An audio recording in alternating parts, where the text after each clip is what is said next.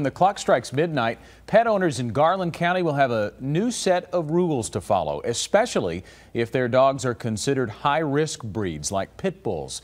This new county ordinance has been in the works for nearly a year, despite backlash from some dog owners.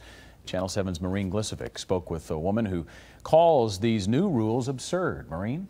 Scott, Shannon Nobles has owned pit bulls for nearly a decade now, and she's furious about the county's new ordinance. She says if people would just learn how to train what officials consider high-risk breeds, there wouldn't be a problem.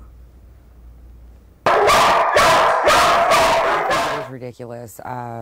Both my kids have lost their puppy that slept with them, and it was very precious. And like the lady across the street, she was very scared of them, and they weren't harmful at all. Just a few months ago, Nobles had to have her 3 pit bulls put down, and she might not be alone if dog owners don't start following Garland County's new dog ordinance. If you want to be a pit bull owner, take the precautions and know what you're doing. Don't be aggressive towards them, and don't mistreat them. Don't leave them outside on a chain. Outside on a chain or fenced in will soon be the norm for dogs known as gripper breeds, and it's neighbors like Susan Smethers who says she feels safer with the new restrictions. We're in the city limits, they're not, so they were not under the laws of keeping them pinned up.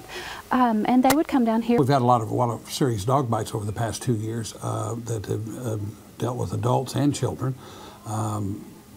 So that's the essence of it. The usual part about this is we have a significant amount of those breeds, the high-risk breeds are listed in the high-risk category. We have a significant 24 to 25% of my dog intake here at the shelter over an annual basis, year after year after year, are those breeds.